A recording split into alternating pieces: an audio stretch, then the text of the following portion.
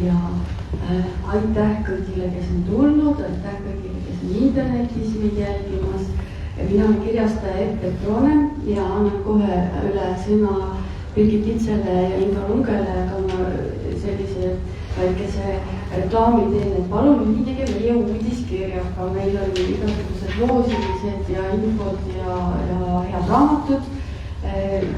Seda saab teha kodulehe pealt, kui te lähete petrone.ee, siis seal on olemas kõik uudiskirjaga, aga siis ma annan siit paberi viiatsi, kuhu saab iga huviline oma meiliaadressi kirjana.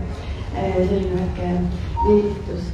Ja iga kuu tuleb meil uus Miinusega raamat ja sel korral on meil siin üks ilusa ruudulise kildi ja punase peaga šoti vaibiga tütarlaps Birgit Itse ja keda hakkab küsitlema Inga Lunge.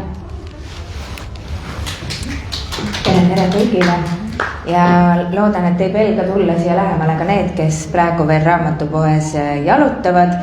Tulge, istuga koos meiega ja saame teada natukene rohkem Šotimaast ja seda just siis Birgiti silmade läbi.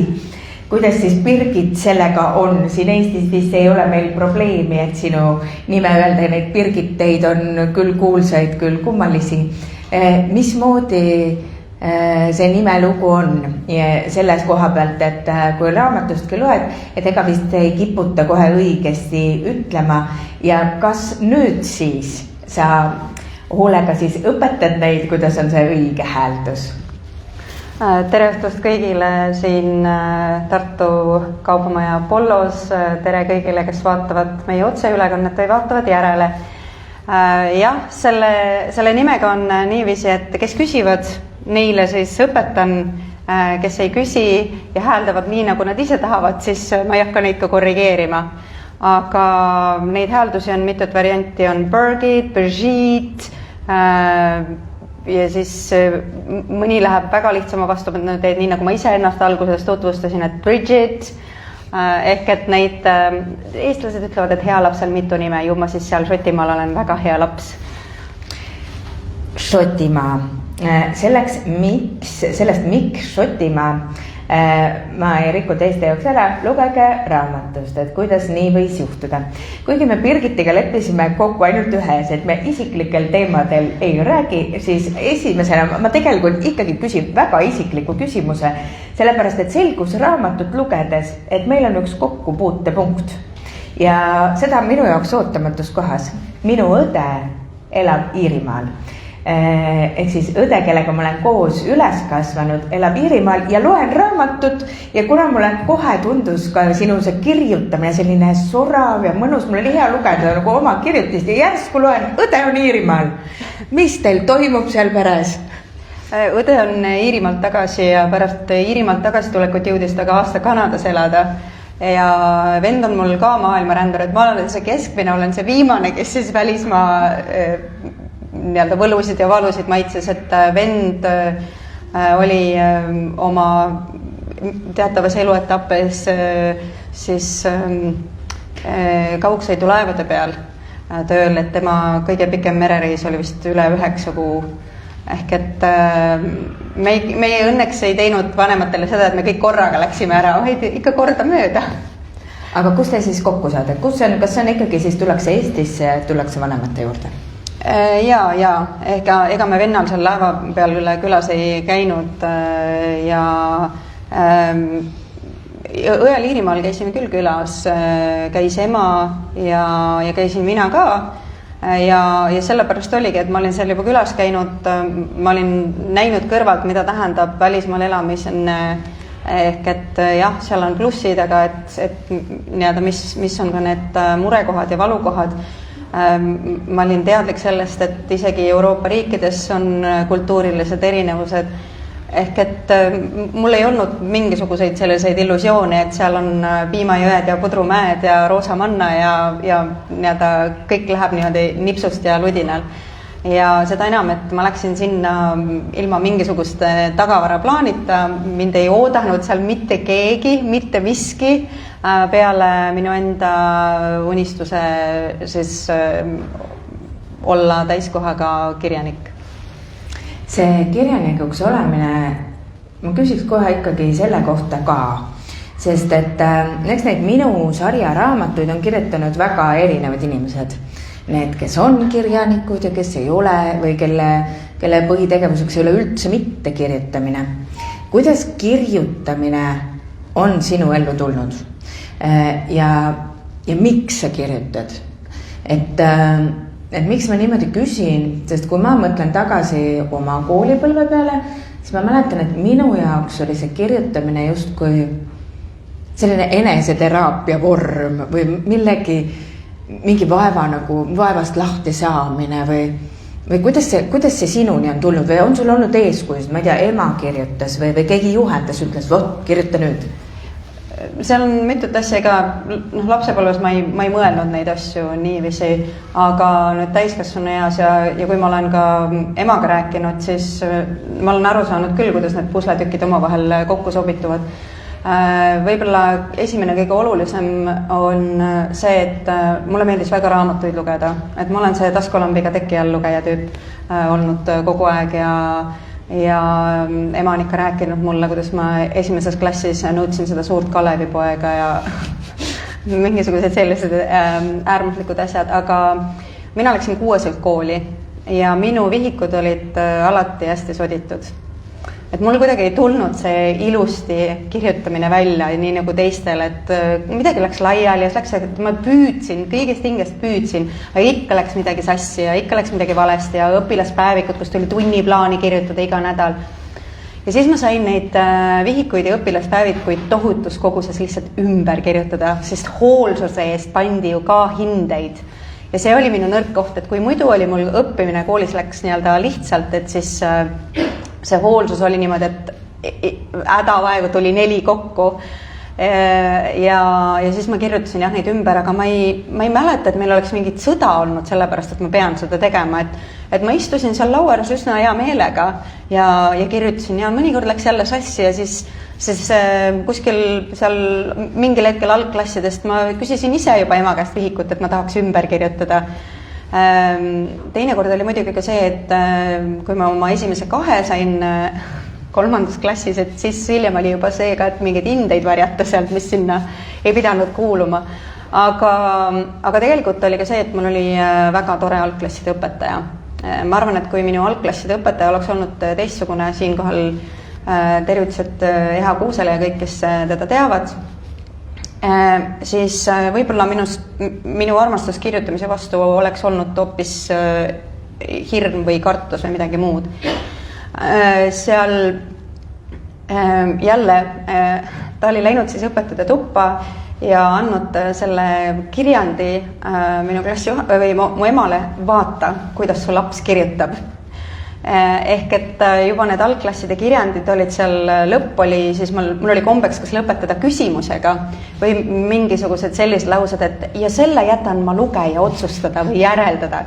Ühesõnaga selline, ma ei tea, kus see tuli, siis, aga ma mäletan, et mingil hetkel, esialgu mul ema ei tundnud mingit huvi, mida ma seal koolis teen, aga mingil hetkel, kui ta seal köögis näiteks kartuleid kooris, siis sul oli homseks kirjand, et kas sa tahad mulle ette lugeda. Aga nad kumbki kommenteerinud ja minu õnneks, kuigi mu kirjand ei vastanud nõukogude standarditele, siis ei käskinud mu algklasside õpetaja mul neid mitte kunagi ümber kirjutada nii-öelda standarditele vastavaks. Ehk et mul lasti kirjutada iseenda moodi. Ja ma arvan, et see nii-öelda seal varajases koolias need 2 asja võib-olla siis mõjutasid mind hilisemas elus rohkem, kui ma tahaksin. Jah, ma pidasin teismeeas päevikuid ja siis oli ju veel see aeg, et kui me kolisime, siis endisele pinginaabrile sai käsitsi kirju kirjutatud. Need olid teinekord 10 A4. Neid sai ka ümber kirjutada, kui läks sassi. Ehk et ma arvan, et see üleskasvamine soodustas ka just seda käsitsi kirjutamise mõnu ja seda sõnade mõnu ja mul armastasin lugeda, tohutult armastasin lugeda. Kui sa võtsid ühel hetkel kätte ja läksid Šotimaale, pakkis oma asjad kokku ja võttis lapse kaasa, siis nüüd su laps on käinud Šotimaal koolis. Mis keelne ta siis on? Kas ta kirjutab ja kui kirjutab, siis mis keeles ta ennast väljendab? Mõlemas keeles. Ehk et me kodus räägime ikkagi valdavalt eesti keelt ja tema on ka seda meelt, et eesti keel on nii tore salakeel, et me saame käia ka Šotimaal ringi, rääkida omavahel keeles, millest keegi aru ei saa. Ja noh, see on küll harva, kui me koos tuleme, aga meil mõlemal on sarnased emotsioonid ja nüüd ka, kui Eestisse tulin Kopenhaagenis, kui ootasin seda Eesti lendu, siis oli nii imelik, sest kõik rääkisid eesti keeles järsku. Ja sa said kõigi nagu, inglise keeles saad ka aru, aga siis nagu, et kui kellegagi rääkima hakkad, siis tead, et eesti keelest saavad teised ka aru, et see on jah, aga teinekord on lihtsalt niiviisi, et kuna mitmekeelsetel inimestel ei ole niiviisi, et sa lükkad ühe keele peale ja teise keele peale, vaid need keeled töötavadki paralleelselt, ehk et kes räägib 4 keelt, neil panevad 4 keelt paralleelselt peas. Et siis on lihtsalt niiviisi, et mõnikord juhtub ka nii, et kummaski keeles ei tule see sõna meelde, mida sa öelda tahad. Ehk et tuleb see sõna selles keeles, mis ta tulema peab, et nii on. Räägime eestlastest siis seal Šotimaal, ütleme sinu lähikonnas. Kes need inimesed on? Kes on need eestlased? Kas nad on seal kaua olnud? Miks nad on sinna läinud? Ja kui sa nüüd vaatad oma kandis, et mitut inimest või kas te käite läbi või on eestlane ikka pigem selline, et ma ei tea, ei saagi kokku ja kui see teine eestlane seal teisel pool Šotimaad on või kuidas sellega on? Sa kirjutad siin ka sellest, et te saate ikka kokku vabariigi aastapäeval näiteks. Jaa, ma 2 aastat nii-öelda tänu Eesti aukonsulile Aberdeenis siis kuidagi ma sattusin selle Eesti Vabariigi aastapäeva korraldajaks, aga ma suutsin ennast seal ikkagi nagu ära nihverdada, et kohustusi oli niigi palju.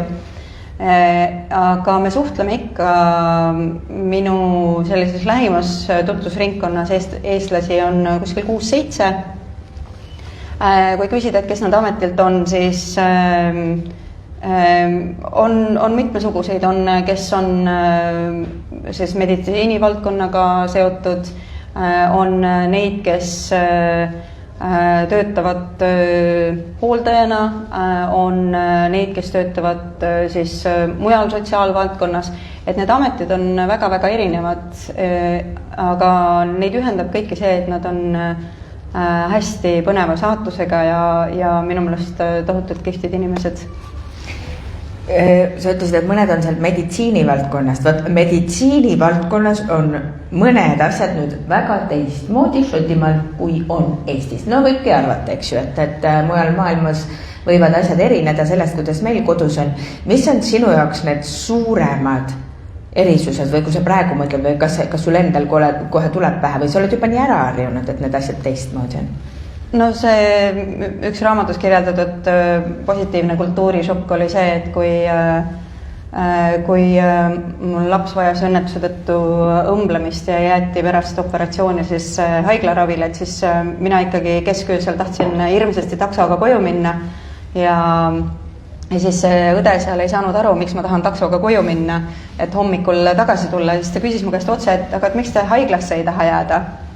Et teil on ju tema kõrval palatis koht olemas ja siis ma vaatasin lolli nagu, et mis asja, et ütles, et jaa, et siin on alla 16 aastat seal vanemad saavad ööbida ja siis oligi hommikul pakuti kohvi ja küsiti, mis ma hommikusööki tahan süüa ja noh, ega ma seal magada eriti ei saanud, sellepärast et mu last käidi sõna otsa mõttes iga poole tunni tagant kontrollimas. Et siis mul kuidagi oli nagu piinlik magada sügavalt, aga see võimalus olla oma lapse lähedal, see igal juhul nii talle kui ka mulle oli oluline, et seda enam, et me selleks ajaks olime alla aasta ainult seal elanud ja väga palju asju oli ikkagi uus ja uudne. Ma saan aru, et ka vist samamoodi ravimitega, eks ju, mis puudutab lapsi, et siis need on... Mitte ainult lapsi, kõik retseptiravimid on tasuta. Lähme Šotimaale.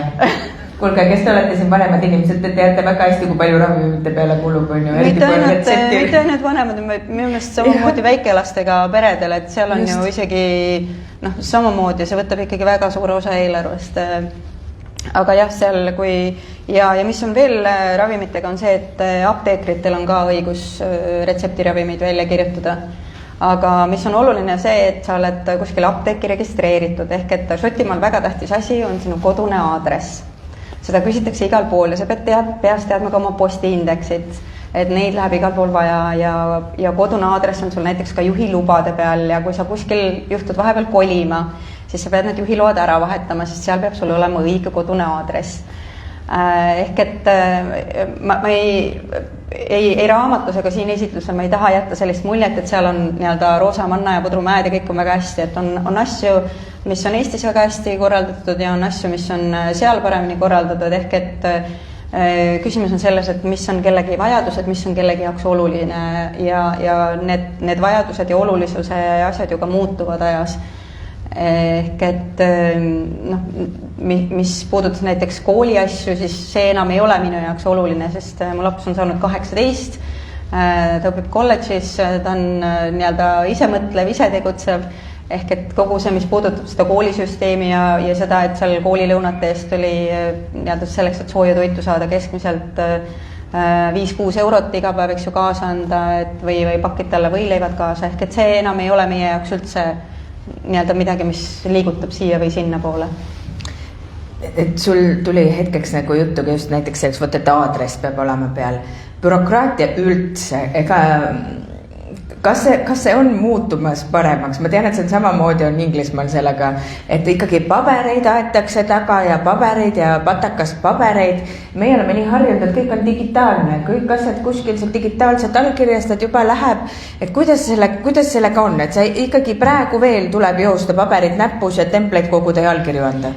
Ja teinekord saadetakse need sulle postiga koju, et ma siin, digitaalne tähendab ka teinekord lihtsalt see, et sa lähed näiteks sinna linnavalitsuse kodulehe üle ja tõmbad alla selle PDF-i, et siis see on neil nagu, ja siis sa täidad seda PDF-i endale arvutis ja siis parem oleks, kui sa selle välja trükiksid ja ikkagi linnavalitsusse viiksid. Ehk et see digitaalne on ka nii-öelda on ja nende jaoks digitaalne allkiri tähendab näiteks seda, et sa valid kas siis Adobest või kuskilt mujalt nii-öelda selle digitaalse allkirja ja siis paned selle sinna või siis paned omal paberi peale, teed ise oma allkirja, siis pildistad selle üles või skaneerid sisse ja siis nii-öelda selle pildi kleebid sinna dokumenti, et kui ma esimest korda proovisin seal Eesti ID-kaardiga digitaalset allkirja anda, sest ma küsisin, et kas digitaalne allkiri ka sobib, siis nad ei saanud seda dokumenti lahti, siis ma püüdsin neile seletada, et digidok ja muud sellised asjad, et siis nad ei saanud sellest aru ja palusid ikkagi nagu õige digitaalse allkirja panna. Siin sinu selja taga jooksevad järjest pildid ja kui te neid vaatate, siis väga palju on ka, vahepeal on mägedest pilte ja korra vilksetes siin ka üks pilt sellest, et kus oli siis danger, et mingi oht, et ma ei tea, et kas seal võib siis kivisid kukkuda või. Sa kirjutad väga palju matkamisest ja kus sa käid erinevates kohtades. Kui lihtne see on? Näiteks tulen mina ilma null ettevalmistul, vaatan mägi, hakkan aga minema. Ära palun tee seda. Siis millega ma peaksin arvestama või? Esimene asi matkasaapad ja teine asi on see, et kui sa ikkagi plaanid minna kõrgemale kui 600 meetrit merepinnast, siis vaatamata sellele, et on juuni, juuli või august, siis palun pikad riidid kaasa pakkida ja kui mitte matkasaapad, siis vähemasti väga korraliku mustriga jalanõud. Et selliste mägede otsast, nii nagu meie kodukandis olev veidi üle 600 meetri Bennachi, et seal otsas saab siis korralike matkatossudega ka ära käia. Aga kui me räägime ikkagi nendest, mis on kõrgemad kui 3000 jalga ehk üle 900 meetri, siis seal peaks ikkagi matkasaapad jalas olema.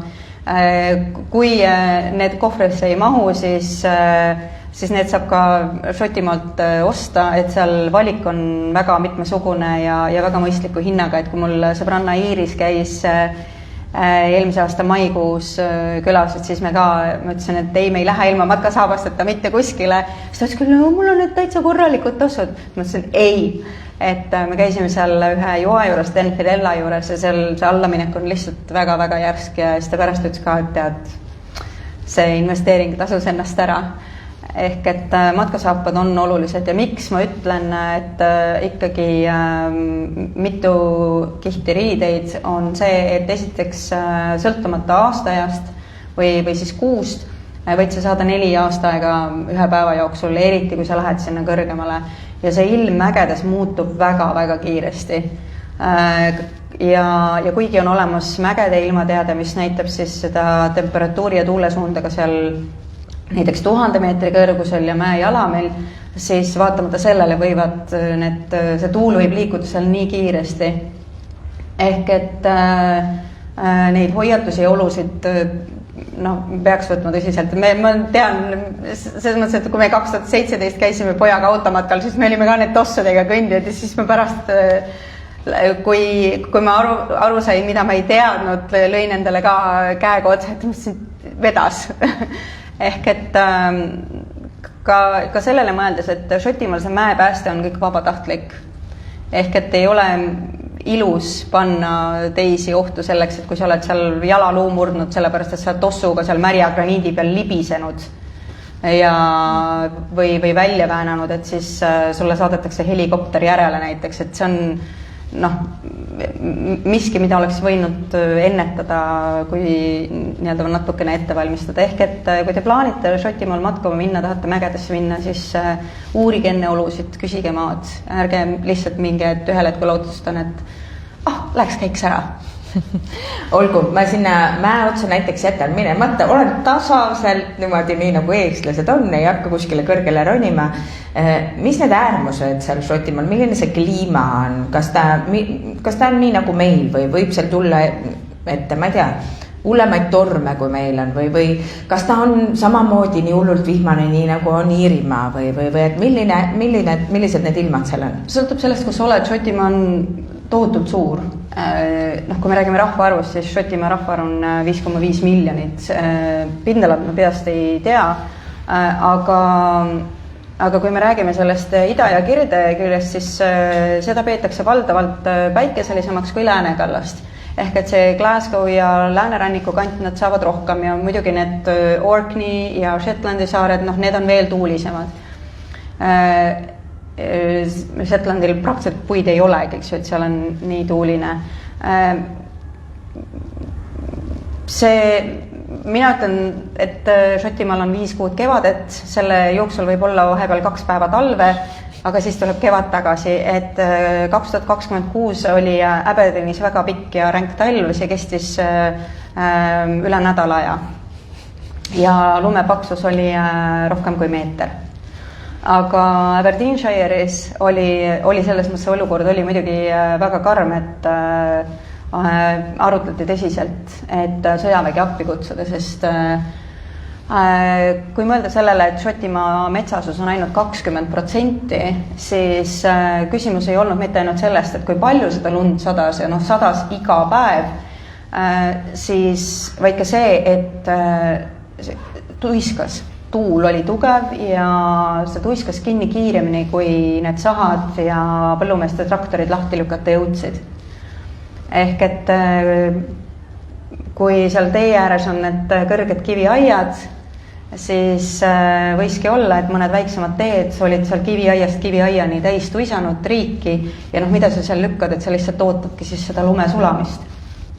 Ja mul omal sõbratar ka, kes elab Aberdeenist kuskil tunnis autosõidu kaugusel, tal on linnamaastur, kõik lumeketid, asjad olemas, tema ei pääsenud ka oma kodust 2 nädalat välja, sest isegi siis, kui see lumesadu järele ei hakkas vaikselt sulama, siis oli see lihtsalt niimoodi, et oli jää ja seal peal oli vesi.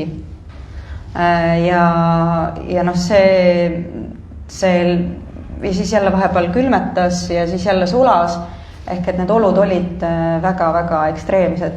Ja see oli muidugi ka, see lõik raamatust sai üsna viimasel hetkel sisse pandud, et meil oli raamat juba praktiliselt sisu toimetatud ja siis ma ütlesin, et olen siin nädal aega lund rookinud iga päev. Ja see oli just see koht, et ma kolisin ilma pärast Šotimaale, et ma olen oma elu jooksul küllalt lund rookinud ja nüüd siis 2026 aasta jaanuaris ma pidin oma sõnu sööma, sest laps oli sellel ajal Eestis, ma pidin seda kõike ise tegema. Šotimaal on põnevaid loomi linde. Keda oled sa seal näinud, keda meil Eestis ei ole? Keda Eestis ei ole? Mina ei ole Eestis näinud lunne ja mina ei olnud Eestis näinud... Need ei olegi ju. Kus need lunnid meil siin on? Nad on nii toredad. Nad on nagu papagoi pingviinid minu meelest. ja siis, keda Eestis on, aga keda mina Eestis ei näinud, on hülged ja haigruid mina ka Eestis ei olnud näinud. Ehk et ja Eestis delfiine pole, eks ju. Mingisugused videod on ka see, et on nähtud neid mustvalgeid vaalasid, ma ei tea, mis need täpselt on seal idarannikul, aga jah, nii-öelda delfiine ja hülgeid saab tihti vaadelda. See on küll vahva. Minul oli ka juba plaan, mina lugesin ära, mul on oma nimekiri tehtud, mina tulen ühe korraga ja tahan kohe näha. Tähendab, kuidas nende lunnidega on, kas ma näen kohe? Ja praegu on nad juba kohal ja nad on kohal umbes augusti lõpuni, ehk et vahepeal nad lähevad peitusele. Tähendab, kuhu nad lähevad? Nad tulevad pesitsema Šotimaale ja siis lendavad põhja poole tagasi, sest nii-öelda nad on oma siin ära pesitsenud ja siis panevad tagasi. Väga põnev. Nii et lähme kõik koos lunne vaatama ja siis delfiine, mõtle, kui vahva. Nüüd, kui seal pikirannikud, siis üks asi, mis mind pani muigama ja mis on ilmselt väga eestlaslik, et üks, mida me hakkame kõik igatsema kuskil kaugel, on, no ma ei tea, mitu asja on ilmselt must leib, seda õppis Birgit ise tegema siis lõpuks, aga on saun. Et kuidas selle saunaga siis nüüd on ja kas on mõni saun sul siis lähedal või kui kaugele sa pead minema, et korralikku Eesti sauna saada? Selleks, et korralikku Eesti sauna saada, ma pean umbes 30-35 minutit autoga sõitma, aga sellest Leili sauna saab ka Aberdeeni rannast, et neid on nüüd juurde tehtud sinna. Aga esimesed 2,5 aastat ma sain saunas käia ainult siis, kui ma Eestis käisin. Ehk et need, mis seal spordikeskustes ja spaades. Šotimaal ma ei ole veel nii-öelda Eesti mõistes ühtegi spaad läinud, et kes tahab nii-öelda innovaatorist ja suurt investeeringut teha, siis ma arvan, et Šotimaa on üheks korralikuks Eesti nii-öelda mõistes spaaks valmis, sest see saunakultuur on nagu selle viimase 3 aasta jooksul tohutult kiiresti levinud, et on nii-öelda neid ümaraid, neid tünnisauna moodi, aga hästi palju on tehtud nendesse hobuhaagistesse saunasid.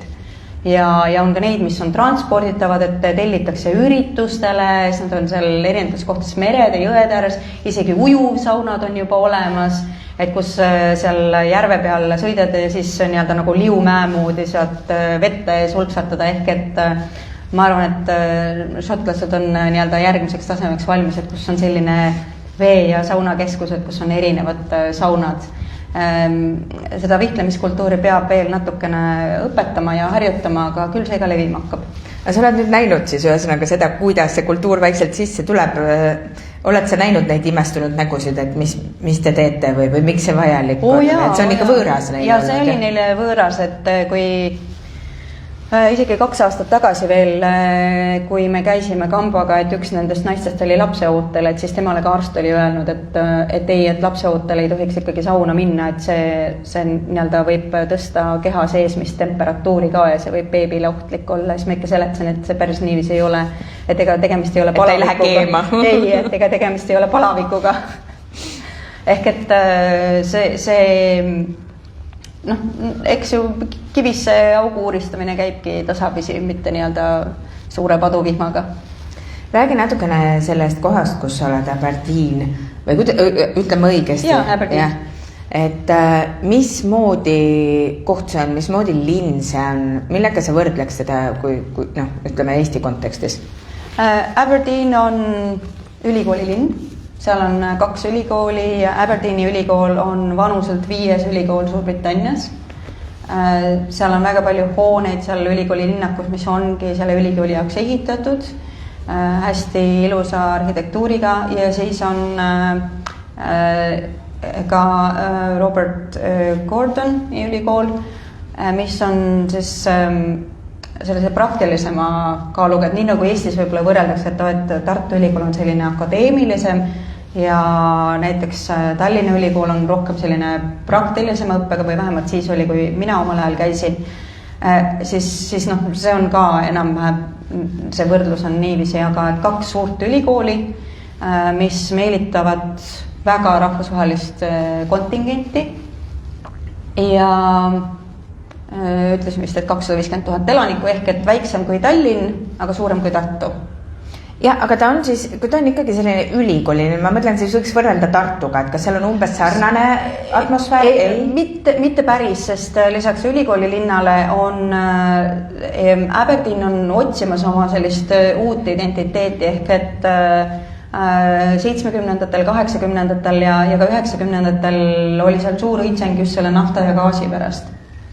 Praeguseks on nii-öelda see kogu see roheline mõttemaailm, eks ju, tulnud juurde ja eks seal on otsuseid, mis on küsitavaduks ja noh, võib-olla ka õigustatult küsitatavad, et kui anda see nafta- ja gaasiplatvormide haldus nii-öelda norrakatele üle ja hakata seda justkui neilt sisse ostma, et kas see siis on roheline ja kas see tegelikult riigile on soodsam ja mõistlikum, et kui me anname nii-öelda need asjad ära ja siis ise maksame nii-öelda teistpidi peale. Et ega see ju tarbimist ei vähenda või kuidagi ei muuda, et võib-olla hoopis mingisuguses kontekstis kulud suurenevad. Aga kogu need kahekordne näiteks vesinikul töötavad bussid, ehk et seal on ka uuenduslikke lahendusi ja on see turismi teema.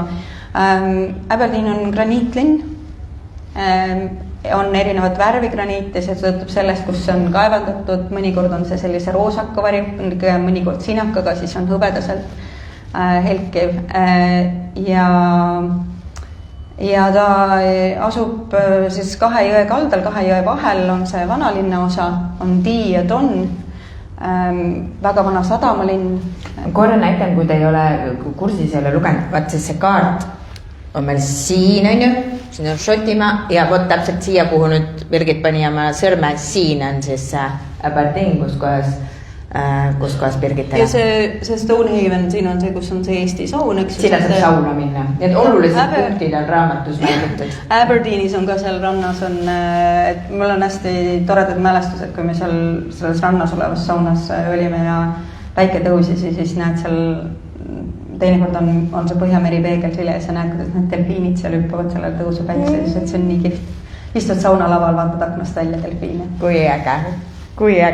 Kui sa oled nüüd, no see oli sinu esimene valik, hopsti sinna sa läksid, kui sa nüüd oled seal kauem juba olnud ja saanud siin ja seal ringi reisida, rännata, no ma saan aru, et sa oled Aberdeeni juba ka kiindunud ja armunud, aga kui sa saaks valida mingi teise koha, kuhu sa läheks, kas sa läheksid, ma ei tea, hoopis lääne poole, hoopis kui võib-olla sinna Shotlandi saartele, ma ei tea, Edinburghi, mis koha sa valiksid järgmisena? Ma ilmselt jääksin kuskile sinna sellesse kirde kanti ikkagi just sellepärast, et see võimalus vaadata päikese tõusu on mulle nii oluline, et ma olen alati tundnud tõmmet rohkem päikese tõusude kui päikese loojangu poole, et see läänekaldal on tore käia, aga mulle meeldib vaadata, kuidas Põhjamerest päike tõuseb. Ehk et ma jääksin tõenäoliselt kuskile sinna kanti, võib-olla Aberdeenist veidi põhja pool olev Cruden Bay, kus kunagi elas ka Bram Stoker. Ma ei tea, ma ei ole niiviisi mõelnud ehk et kuhu veel, aga ma kindlasti ei taha merest väga kaugele minna. Sa oled seal mere ääres, seal on hülged söövad kalu ära. Nad ei ole kalameeste sõbrad, üldse lõhuvad võrkusid ja igavesed pätid on. Sa kalapüügist siin väga palju, või minu meelest see kirjutanud üldse. Kuidas siis on? Kas kala on palju, kui sa oled seal mere ääres? Kas kala on odav? Kas ta on kättesaadav? Kas te võtate, võib-olla kohe tulevad kalurid mere ääres kuskil, seal saab nende käest osta või mis kala on? Võib-olla väiksemates kohtades saab, ma ei ole ise käinud niimoodi otsimas. Ma tean, et Aberdeenis ka käivad kalaautod, mis siis müüvad värsket kala ja kohalikku kala ka, kes tahab, et ma söön kala küll, aga ma ei ole see suur mereandide fänn, need igasugused need karbid ja molluskid ja kalmaarid, et las nad olla, et teistele rohkem jääb.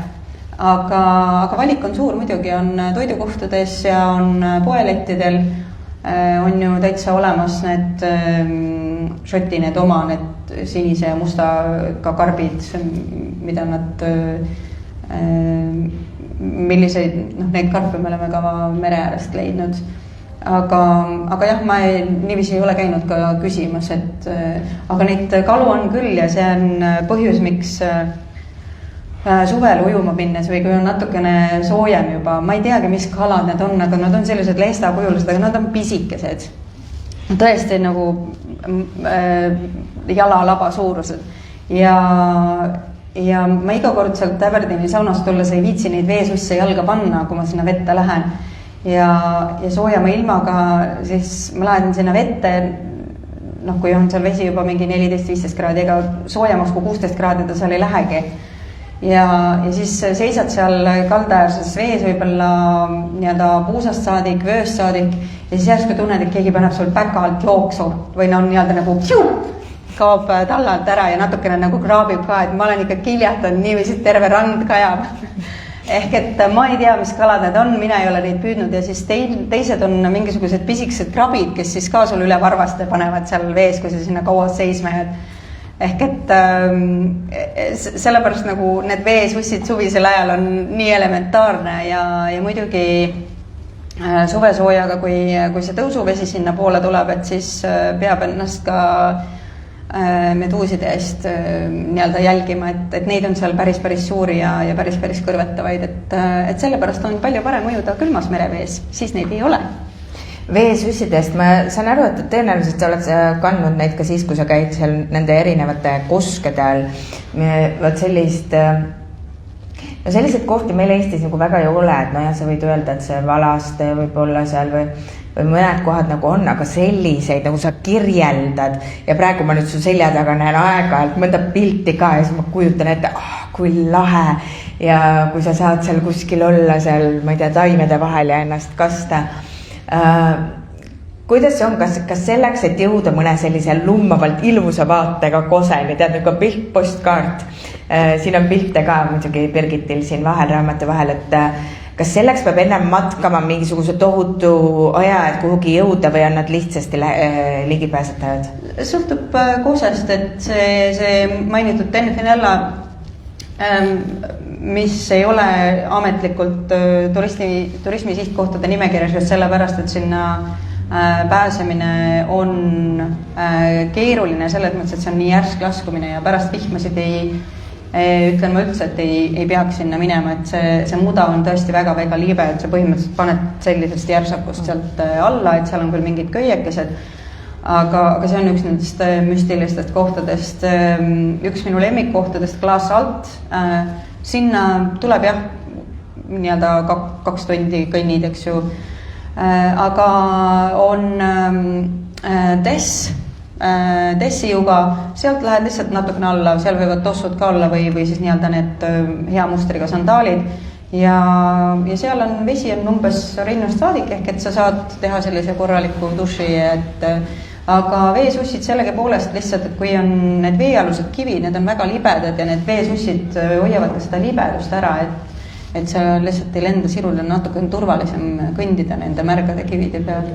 Ja ka mere ääres, et seal on ju tõus ja mõõn, siis ehk et veetaseme erinevus võib olla isegi üle 4 meetri, mis tähendab seda, et on vahepeal mingisugused kivid, mis on ju vee all ja need on märjad ja need on märjad 2 korda päevas ja siis nad jälle kuivavad ära, kui nad kuivavad. Ehk et need veesussid aitavad lihtsalt ennast püsti hoida natuke paremini.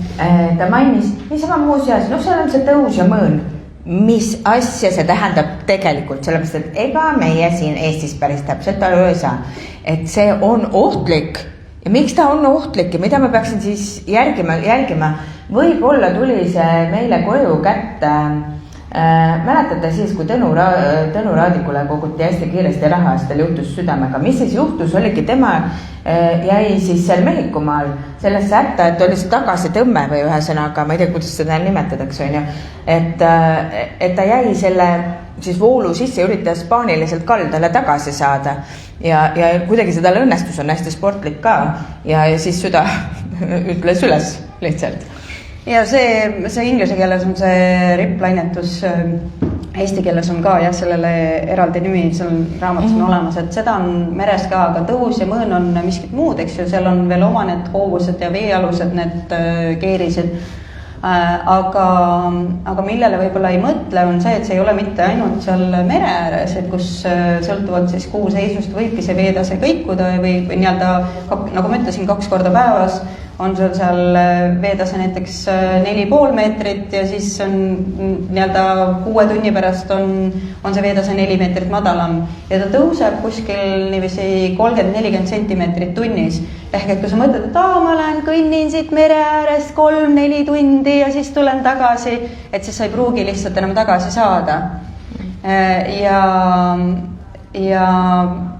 noh, ka selle 3-4 tunni jooksul, eks ju, see tuul võib tõusta. Aga teine asi on see, et see tõus mõjutab ka jõgesid nii-öelda kilomeetrite viisi ülesvoolu. Ehk et ei ole lihtsalt mere ääres, vaid see tõus panebki sõna otseses mõttes selle Tiie tonni tagurpidi voolama, et ta teeb seda, millega Lible hakkama ei saanud. Ja veetase tõuseb kiiresti järsku ja kui on veel vihma ka sadanud või näiteks mägedes sulab lumi, siis see rada, mis muidu on läbitav, on ühel hetkel lihtsalt vee all ja sul ei ole kuskile minna. Kas teie teadsite, mina näiteks ei teadnud, mida tähendab sõna loh? Mina olen kuulnud seda, see Loch Ness on ju, et seal on seal see, aga mis see loh on? Loh. Siit sain teada. See on natukene, nii nagu saksa keeles loh.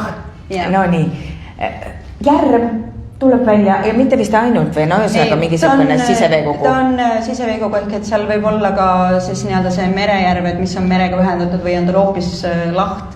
Ehk et Šotimaal on ainult üks leik ehk siis nii-öelda järv otsetõlkes ja see on Stirlingi lähedal ja arvatakse, et see oli lihtsalt kaardi uuendustega seotud, et üks inglane pani sinna siis lohi asemel leik ja nii siis öeldaksegi, et Šotimaal on üle ainult üks leik ehk järv, et ülejäänud on kõik loh.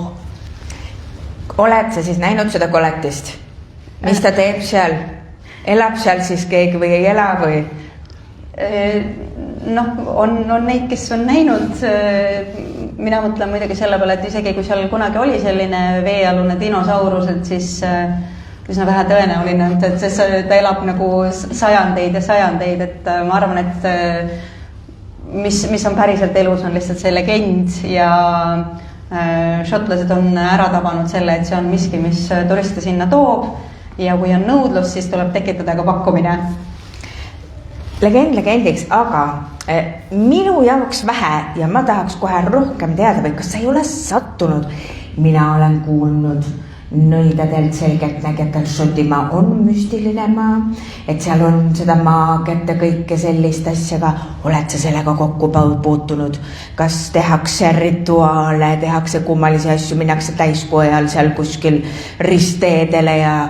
Ristteedele ei minda, aga igasuguseid täiskuu rituaale ja neid asju on küll. Ja kogu see taimetarkus ja loodusrahvaste eluviis, et koos saunakultuuriga on see ka nagu tõusmas. Kuigi Eestis ei ole mu nii-öelda need korilusteadmised mitte midagi erilist, et ma isegi oma perekonnas ei ole seal nii-öelda keskmisel, vaid mu ema ja tädi teavad oluliselt rohkem kui mina, ehk et ma ei arvanud, et ma üldse midagi tean ja siis ma lähen sinna ja isegi nii-öelda taime nimed, mis siin on ja et mis see teeb ja mis teine teeb ja kolmas teeb, siis ma sain aru, et okei, et see tuleb neile üllatusena aga uudishimu on neis olemas.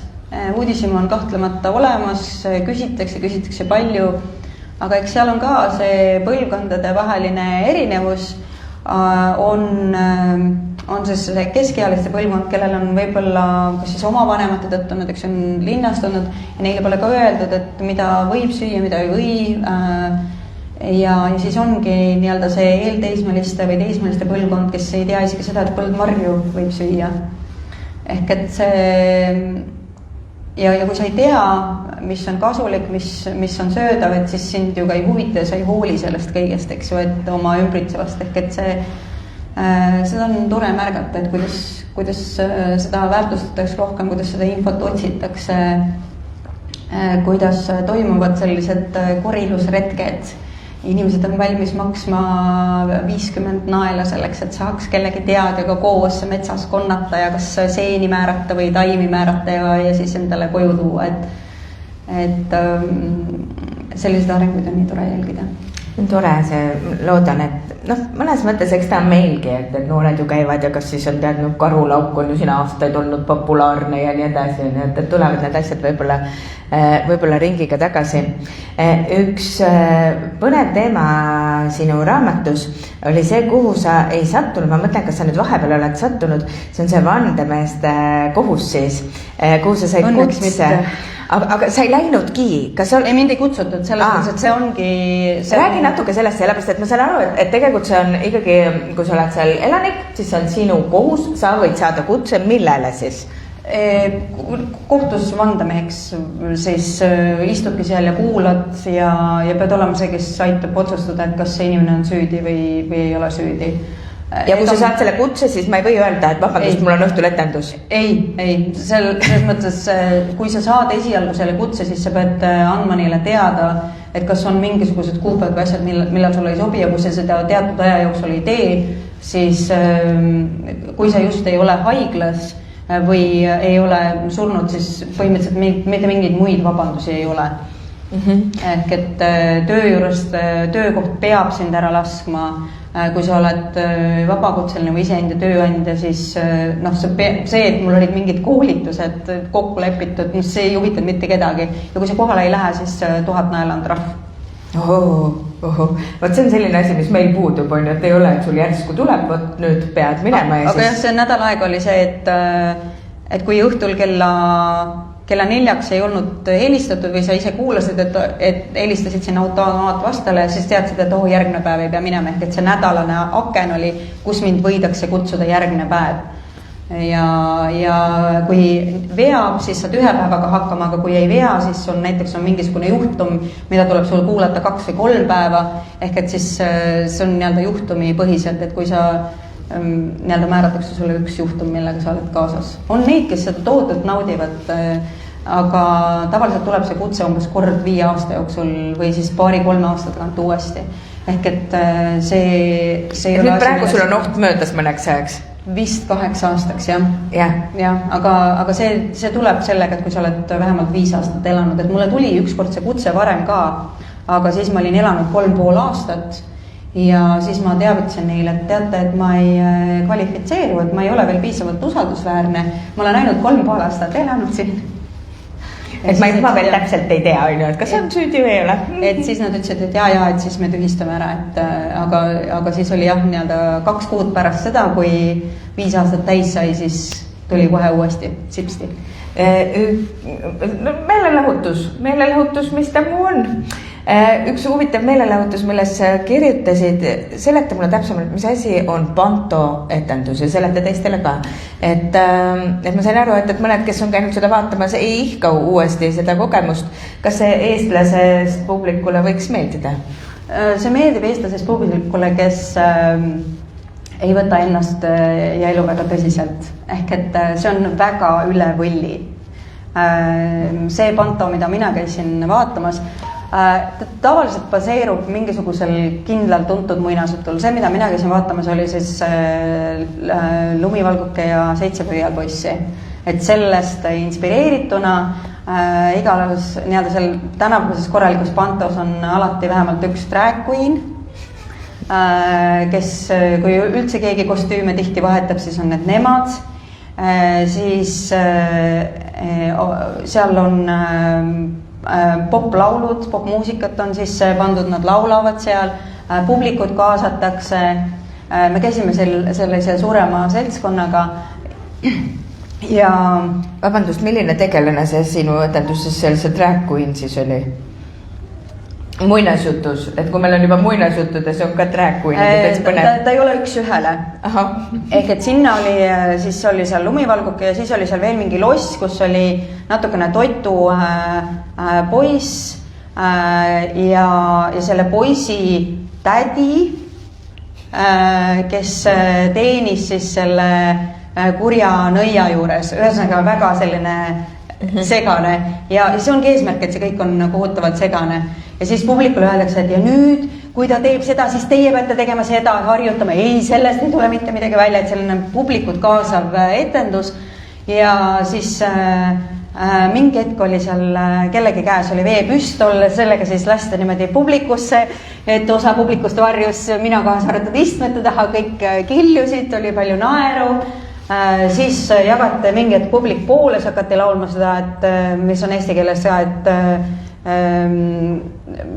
500 miles, mis iganes eesti keele, et kumb pool laulab siis paremini, oli see ja teine. Ja meie seltskonnast oli üks noormees, kellel, kuna see oli enne jõule, siis olid jõulukampsunid ja särgid ja siis see noormees jäi sellele drag queenile silma ja siis ta ütles, et mulle see ikka põtradega särgiga mees tuleb ikka sinna lava taha, ma pärast näitan sulle, ma annan sulle auhinna, et ehk et selline valitakse teinekord üks või välja, kes võidakse ka lavale kutsuda, et kui on sellised kogupere pandud, kus on lapsed ka, et siis tihti kutsutakse mõni laps lavale ja siis osa etendusest oli see, et sai tervitada, aga need tervitused tuli siis enne etendust neile kätte anda ja siis nad lugesid sealt lava pealt maha ja siis nii, kes need on ja siis need lapsed pidid siis lehvitama ja aplodeeriti neile ja kui kellelgi oli sünnipäev, sai sünnipäeva maha hõigata, et selline jant. Mina arvan, mina istuks väga vaikselt tagumises reas ja vaataks, mis seal tehakse. Palju lõbusam on see, kui sa nagu kaasa lased ennast tõmmata. Ma arvan, et eestlasel on vaja väga palju tarbida enne midagi, enne kui seal nüüd hakata kuskil kaasa midagi tõmbama. Kuidas nüüd on? Ma usun, et seda küsitakse sult ja eks umbes sarnase küsimusega olen ma töötanud ka oma õde. Kas sa jäädki sinna? Kas sa mõtled üldse nii kaugele, kas sa pensionipõlve veedad nüüd Šotimaal või tuled ikkagi Eestisse koju tagasi, kas sa oled lahkuvalt nüüd kadunud meie jaoks? Ma ei ole Eesti jaoks kadunud, ma arvan pigem seda, et kui ma seal elan, et siis mul on Eesti ja eestlaste jaoks palju rohkem anda, mida on näidanud ka Eestis antud koolituste tagasiside ja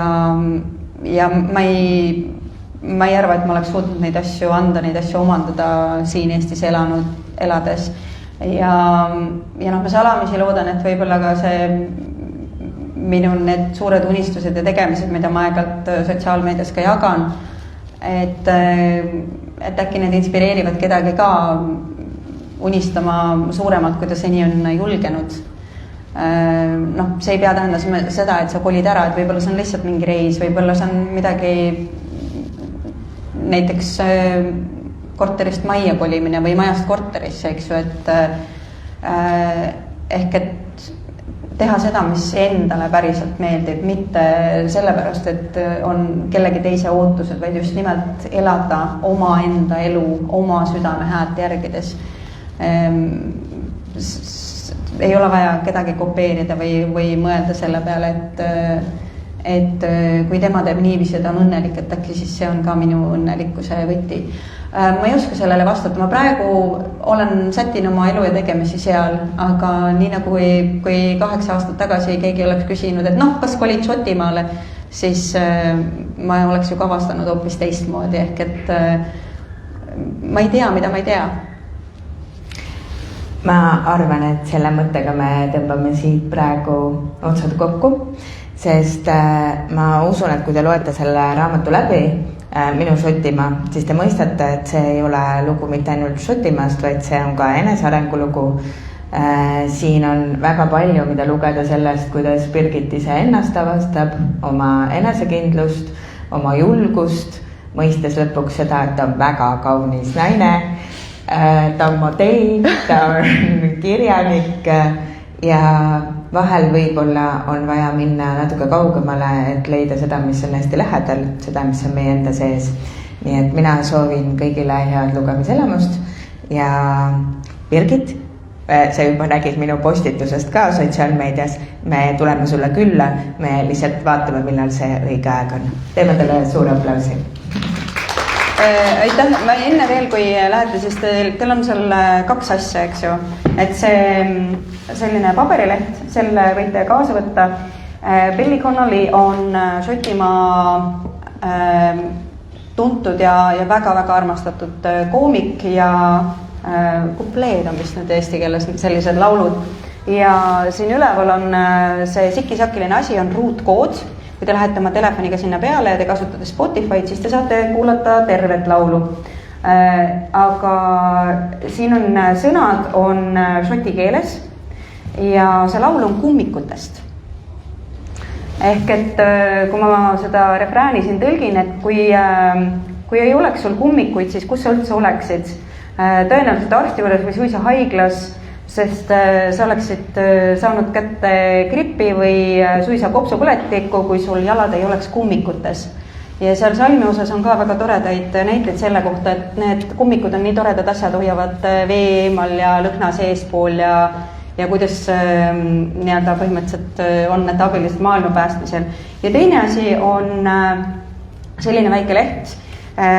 Mul on seljas Eesti ametlikust Tartnadest kilt ja särp ja see on šotlaste kingitus Eestile.